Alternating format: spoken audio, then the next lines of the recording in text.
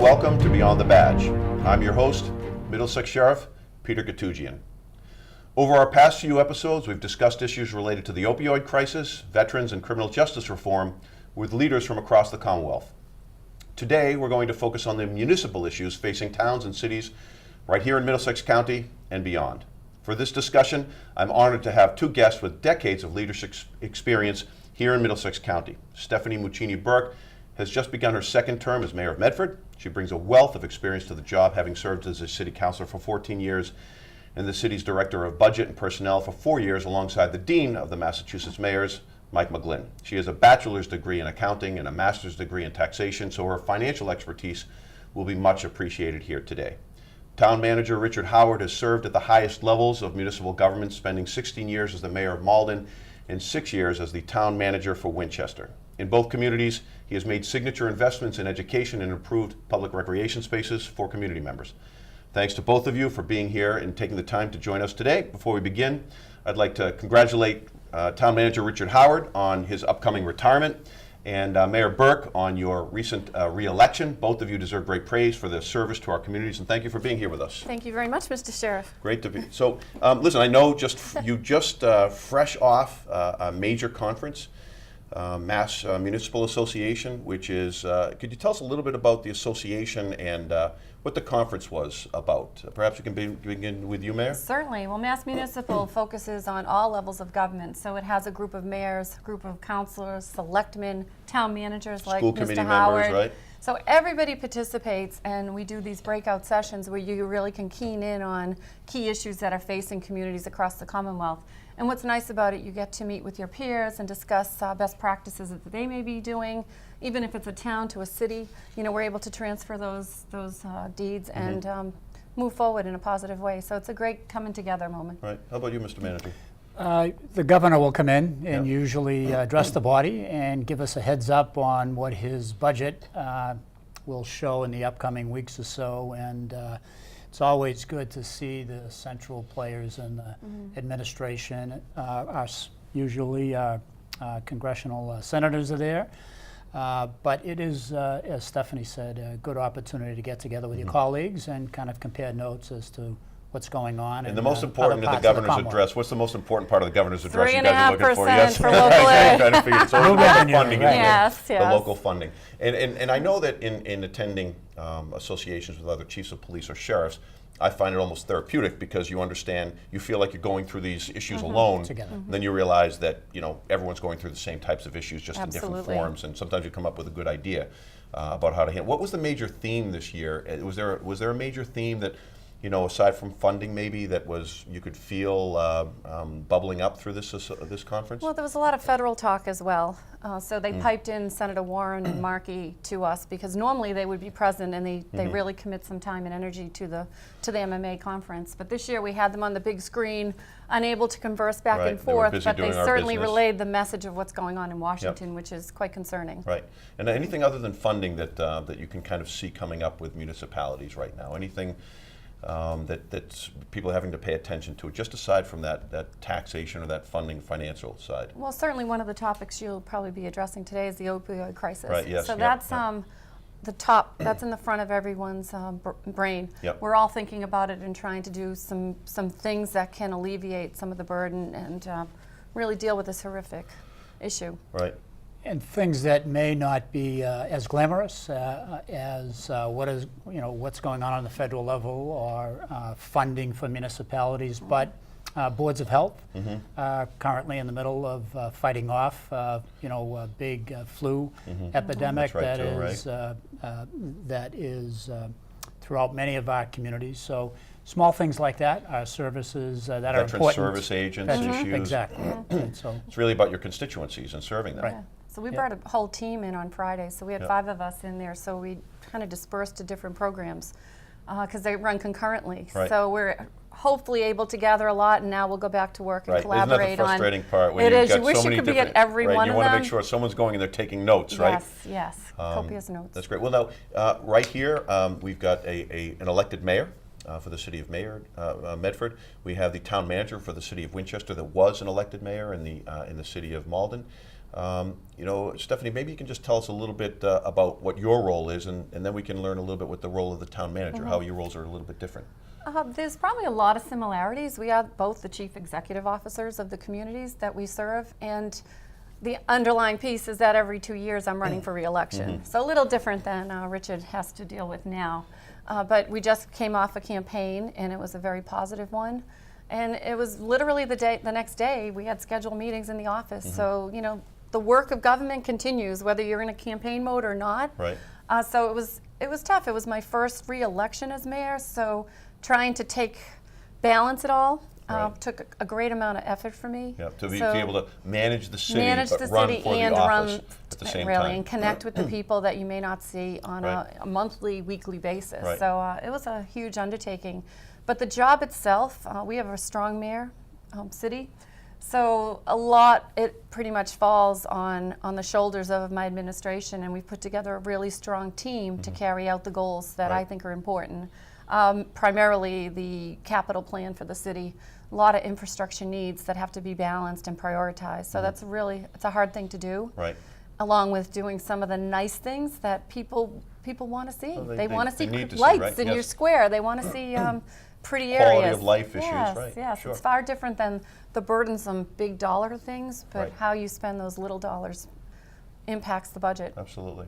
Richard? So for the town manager position, it's something that is seen usually in communities in the Commonwealth where the town meeting form of government is still in existence. And many of the larger communities have migrated to the chief executive, mayor, and council form. I don't, as manager, I have a fair amount of authority. I don't have the kind of authority that Mayor Burke or that I had as mayor in Malden. I work on a contract basis with the selectmen who are the executive branch of the town, 5 members elected there. And then everything is really run through town meeting twice a year. So it's a much slower kind of a pace. It's I guess a little bit more democratic.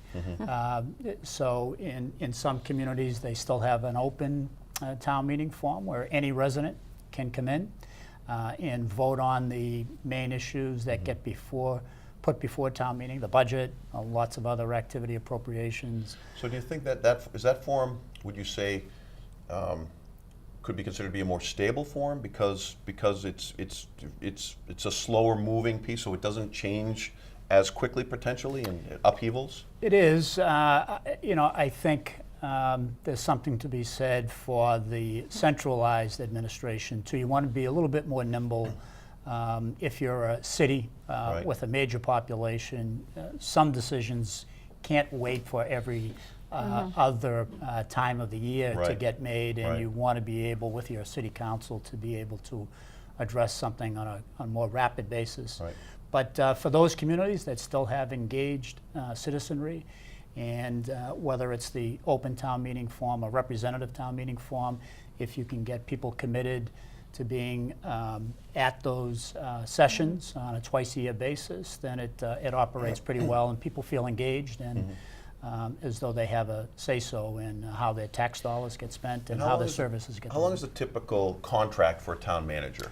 So my initial contract was for 4 years, and then after that, I signed on for another 2-year contract because I was kind of in the mode of slowing down a little bit. But they run anywhere from 3 to 5 years, I think.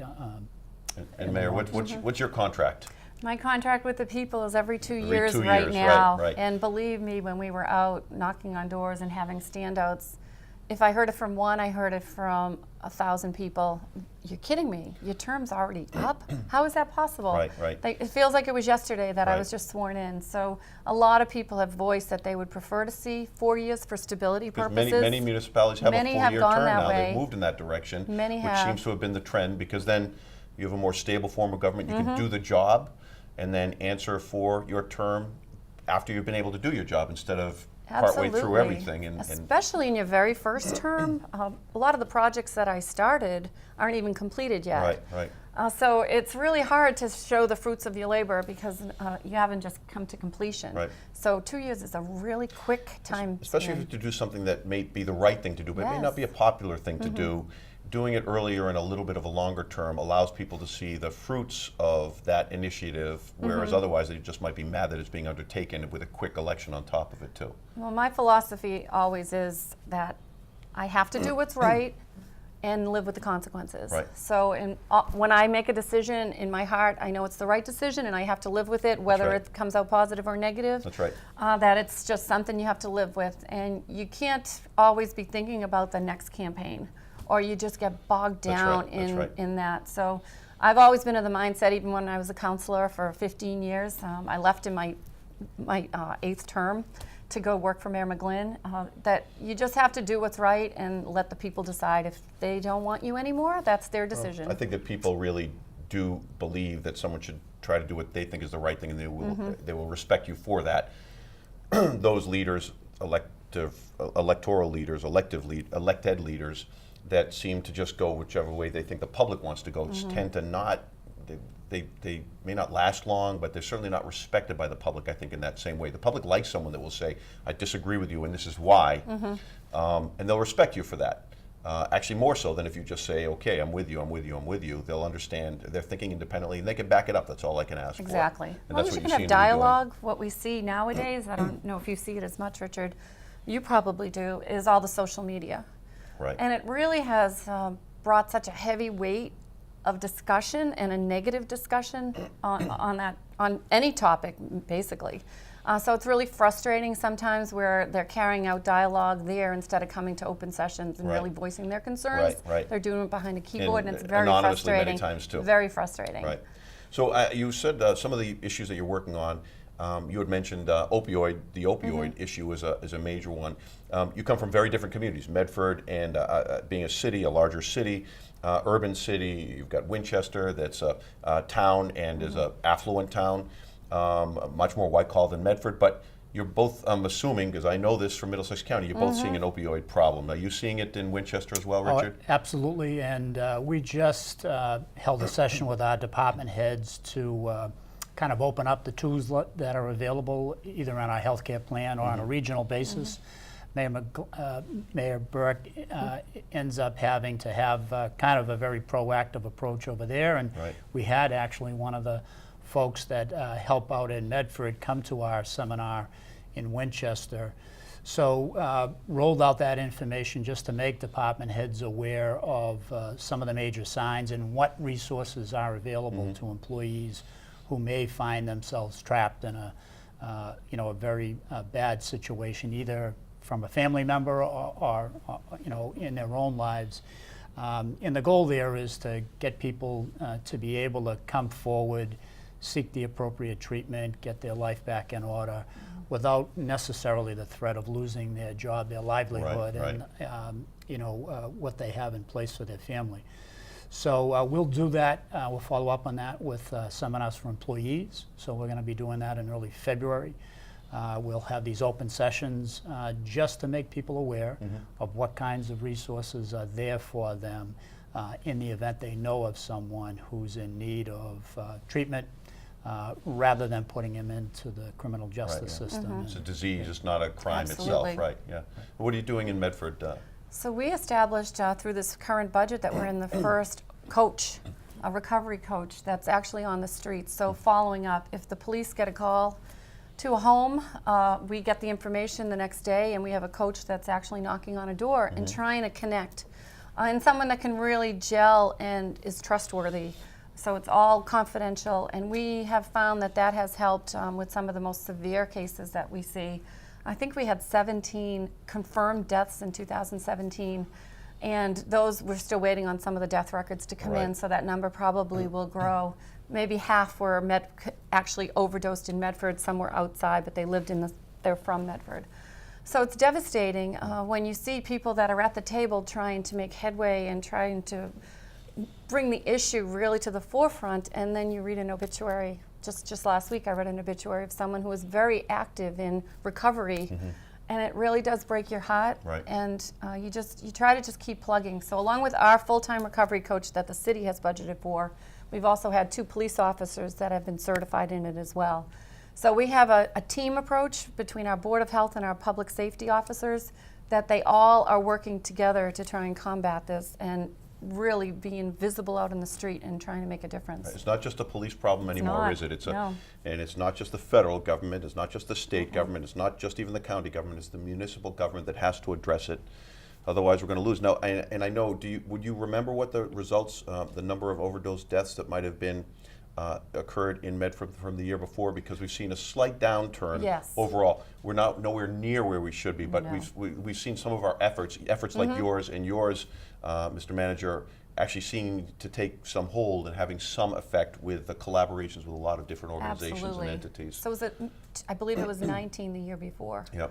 So it dropped down a couple of points, but we participate monthly with the district attorney, Marion Ryan's Yep. program up at the Lawrence Memorial Hospital is where she conducts her meetings.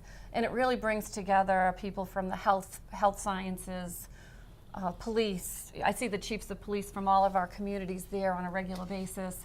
The recovery coaches, our Board of Health members, and they're really making a difference. And you see that now at the state level where the governor's writing in more and more general laws to try and correct this and really give some teeth to how we can treat this epidemic. Right, that's great. Well, thank you for your work on that, because Thank again, you. it's not other people's problems, And it's you our as well, problems. in the sheriff's. Yeah, thank you. Groundbreaking We're work in the doing sheriff's some- department. Yeah, thank you very much. I'm very Yes. proud of the work that we're doing. We're should actually be. becoming, we've just had Washoe County from Nevada come to check out what we're doing on several of our programs. We've had Pinal County, Arizona. National Institute of Corrections has sent me up to Maine, to Columbus, Ohio, to Florida to speak about some of the programs we're running. So it's kind of nice to know that in Middlesex County, sadly, where we were the epicenter of the opioid crisis, sadly now it has moved to other places. But some of the work we're doing is innovative and is now seeming to be accepted as best practices. Yes. And we've got data to show how it's working. And it's kind of gratifying to know that the work you're doing is being seen as leading and maybe making an impact on your communities. But again, I can do all I can do, but without our local officials being involved and engaged in this issue, it's really not going to mean much. So I think it's a collaboration between DA's office, Sheriff's office, municipalities, and our police departments that are really making that change, and our public health officials. Absolutely. They're which is front and really making center the on change, this right? topic. And the recovery community The too, which public is stepping safety up. personnel have taken on the administration of the appropriate drugs that can prevent an overdose. So Right. that's The been Narcan. it's been a new function for Right. both firefighters and police officers who Right. come upon people who find themselves in an overdose Yep. situation. So, Mr. Manager, I know that we've had a couple of guests. We've had Margie Daniels, Director of Middlesex Partnership for Youth. We've had Superintendent Grillich from Marlborough, and they speak about the good educational environment. And you've been a leader in education, both in Malden and now in Winchester as well. Could you tell us what are some of the keys to what make a strong public education system that you've sort of either seen or have tried to implement in both Malden and in Winchester?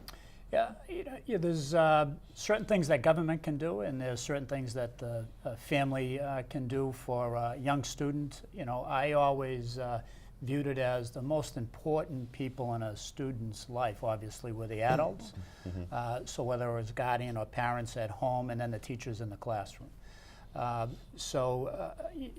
always thought for a city like Malden, it was very important to try to get young families engaged in that preschool kind of time in a student's life. So one of the best things I think we did as part of our school rebuilding effort is we built one of the first in the Commonwealth centralized preschool center. So trying to catch students at that very young age, 3 and even 4 years old, Right. for those families who typically both parents, if they're in the household, will be working. And having quality kind of preschool leading up to the kindergarten and first grade level, I always thought was kind of a key component. All of the national information seemed to indicate that catching a student at a good reading and mathematic level before grade 3 Right. was always kind of a key component in their success later on in the school system. But the two communities that I've had the great honor to serve are very different, as you mentioned. different, Winchester, very affluent, lots of resources within the home to be able to help students, whether it's with tutors or outside lessons for music, whatever it might be, that helps an engaged student within the classroom. A lot of times they don't exist in a community like Malden. So we always thought that active after-school programs and trying to extend the school day were always important features of the educational component Right. as well. Yep, So yep, to help. that together with the buildings, the technology, Right. the curriculum, when it comes down to it, it's really what the parents and the Yeah. teachers are able to accomplish. You've really done a together. lot with that, and I know, and Mayor Burke, and you've got a financial expertise that you bring professional to this role. Can you tell us, like, how do you come up with a budget? How do you present the budget? How do you put that all together? How does that work? It's quite a process, as Richard, I'm sure, well knows. So we start right about now really formulating the revenue numbers that are coming in. So now that the governor has basically told us what we can count on for Yep, the upcoming from the year, state and- which traditionally was the last minute. So we really applaud him for doing this and actually sticking to it, even though the numbers may not actually come to fruition. Right. He has committed, and we go forward with this number. So it takes away a huge issue that we may not know about. So we start right now formulating all of the income numbers because it's beyond property taxes. We have a lot of miscellaneous receipts Right. that come from excise taxes on vehicles, hotel and meals Permits. taxes, Permits for building housing. permits. So you basically estimate how much We you'll be getting estimate. in from the year. Is that based upon the year prior? We use the year prior, Yep. the current year we project out, and we tend to stay, you need to be a little conservative Right. because you cannot come up short Right. with We that. always find that the monies don't come in as We much have sometimes. to live within Prop Right. 2.5, and Right. we've done a really good job of doing that and actually creating reserves which impact our bond rating. So that we'll start with that, and then what we do is we reach out again. We have 6 months of actual information from fiscal 18 that we send to our department heads. They project out to see how they're going to end up in June. Obviously, trying to be squeeze as much as possible for the next 6 months. And then we use that as a foundation, take into consideration cost of living increases that are part of the contractual obligations of I'm the getting city. very stressed out just listening to this right Yeah, now, Mayor. there's a lot of moving pieces. So we try to do our best, and we'll go to the council generally end of May, early June. We start having budget hearings. Every department head comes through the doors and meets with the council and kind of gives them their 20 minutes in some cases, or their 5 hours of information in others. So it's quite a process, but it's something I've been doing my whole life. Right. So I don't get frazzled by it, but some people do. Right. And We'll leave it at that. Basic same idea for you Same guys? scenario in Yep. Winchester Yep. as it was in Malden, Right. just the way. And you don't the have mayor's- you don't have a large commercial tax base in Winchester We too, don't. so that's got to be a difficult for some smaller communities, even though affluent changes the dynamic for you folks too, right? That's right. We're still limited by Proposition 2.5, so Yep. the amount of taxation growth that can occur from year to year, as Mayor Burke was saying, is limited under that statute. So even for an affluent community like Winchester, the dynamic is still the same. Right. There's still a ceiling to the amount of revenue that you can count on coming in unless you put an override forward for a specific purpose, debt exclusion maybe if you're doing a major capital program. Schools and things like that, yes. Right, or an operational override, which are a little bit more difficult to achieve Right, in right. cities and towns.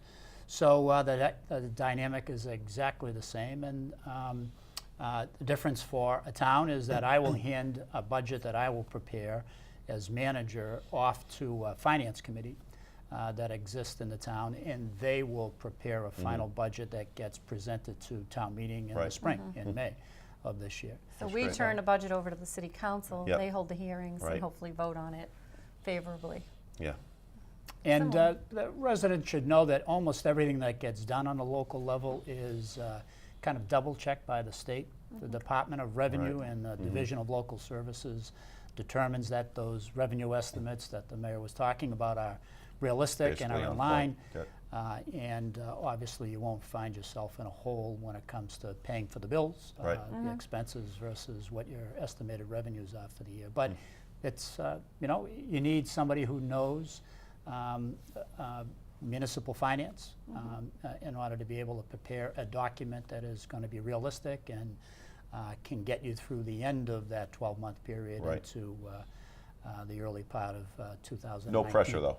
No, No pressure. No, so Sean Cronin was at the MMA this past weekend. Who's Sean and Cronin? He's with the Department of Labor, Division of Labor, Local Services Service. with the DOR. Yes. And they're With on the Department of Revenue, our taxation for DOR. the state. He's wonderful, and he's very hands-on, and he's a guy you can call up anytime, and he will look into issues, or if you have ideas, he'll certainly like tinker with them to see if they could come to fruition. But they're releasing a dashboard of sorts. So any community can go up, and they're going to have our 5 years of data history. So to look at local receipts, tax revenues, average property values, and eventually the public will be able to look at that too. So it's a real high level, and you can really, you can compare us, you could pick other communities and put us up against them, so you can compare how Medford stands against similar, hopefully similar communities. And it's just a really nice That's thing great. that Department of Revenue is doing on behalf of the communities. That's great. Yeah. That's good. That's a nice initiative. It is very nice. Transparency is really important for people too, Important, and expectations and stability are really important. Manager, you have been recently called the gold standard for town managers by the Boston Globe. I think it was the Boston Globe that called you that, or who called I you think it that? was someone in my own town. Someone on your payroll. Glad I was leaving. One of your employees called you the gold standard. And recently you tackled a perennial issue that's difficult on municipalities, traffic. When you think about traffic, I mean, it affects us all. We don't think about it as being a major thing, and you wouldn't think about it in a smaller town like Winchester. What was going on? What did you do? I know it was pretty innovative. Actually, the credit on this one really goes to the selectmen. A particular selectman in our town, Lance Grenzbach, has taken on the topic. With the economy in eastern Massachusetts booming, Right. almost everyone, it seems, has a motor vehicle. Yes. Jobs are plentiful. Unemployment is very low, so every day, the good news is people are going off to Right. good jobs that exist in the greater Boston area. In Winchester, sits right in between Medford and Woburn, right along the 93-128 interchange.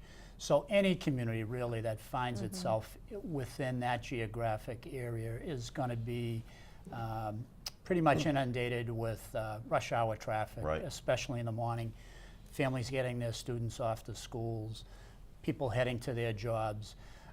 So really what they're trying to do at the selectmen level is just come up with a series of traffic calming measures to make sure that the speeds in neighborhoods, are would something that those are be? tolerable.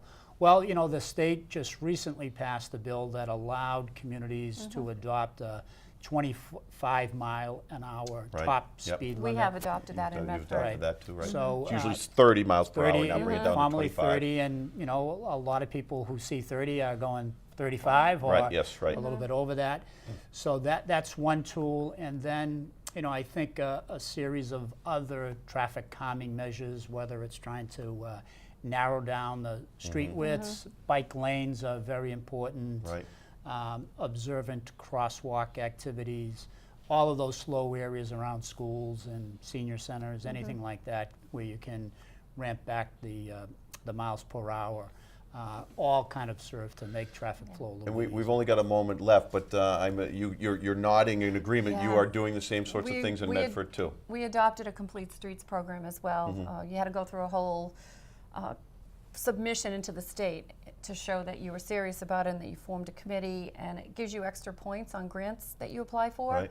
So we just finished our first round, $400,000 worth of complete streets projects. And if you drive down High Street by our Burke School, you can see one of the major ones that was undertaken.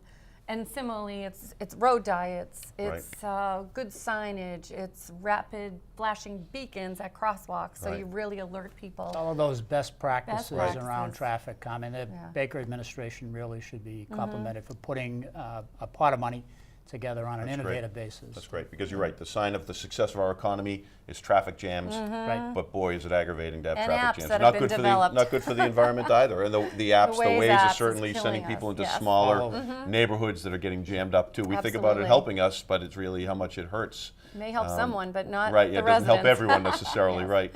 Well, that's all the time we have for today's show. I'd like to thank my guests, Town Manager Richard Howard and Mayor Stephanie Muccini Burke, for this engaging and interesting discussion. And thanks to all of you for joining us. I hope you'll tune back in for for future episodes. But until then, remember, life is full of choices. Please make good ones.